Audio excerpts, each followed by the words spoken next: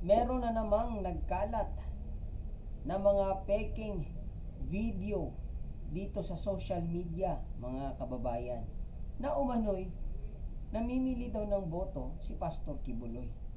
So ito po ay hindi totoo.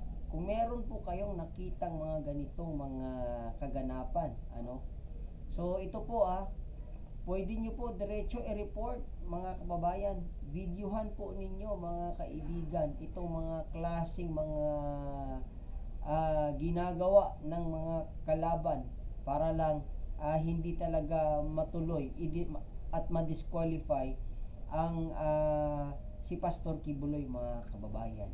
So ito ay hindi po totoo. So kung makakita kayo ng ganitong klaseng mga ganap, mga kababayan, maaari po niyo itong itawag i-record, picturean po ninyo, and then tumawag po kayo dito sa numerong ito, 0956-045-3291, or sa NBI Investigation Hotline ng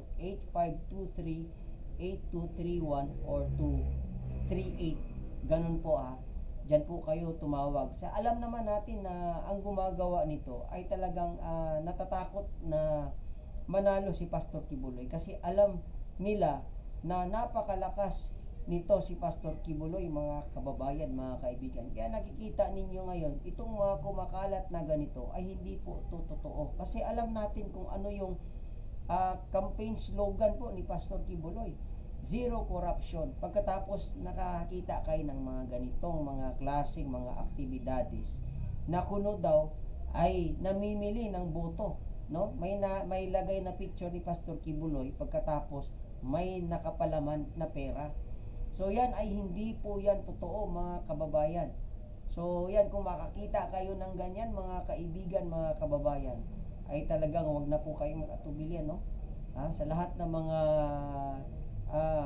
panig, lalong-lalo na kasi alam natin na si Pastor Kibuloy ay malapit sa mga Duterte, at ang lahat ng mga kaalyado ng mga Duterte talaga ay talagang sisiraan nito mga kalaban na walang makapasok sa senatorial 2025. Kaya ganito ang kanilang ginagawa, paninira, lalong-lalo na dito kay Pastor Apollo C. Kibuloy, mga kababayan. So kung mayroon kayong makikita ng ganito, diretso nyo agad to i-report, mga kababayan, kasi hindi po ito totoo.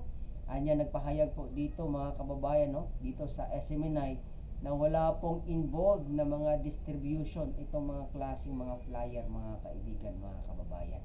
So mag-ingat po tayo sa mga budol-budol, and then pwede tanggapin nyo pero i-report nyo kung sino yung mga tao na yan. I-videohan nyo, picturean nyo, para malaman agad natin kung sino yung gumagawa, at para malaman natin kung sino ang nasa likod nitong gumagawa ng mga kagaguhan, ng mga paninira dito sa mga Duterte, at saka lalong-lalo na dito kay Pastor Apollo C. Kibuloy, mga kababayan. Maraming salamat po.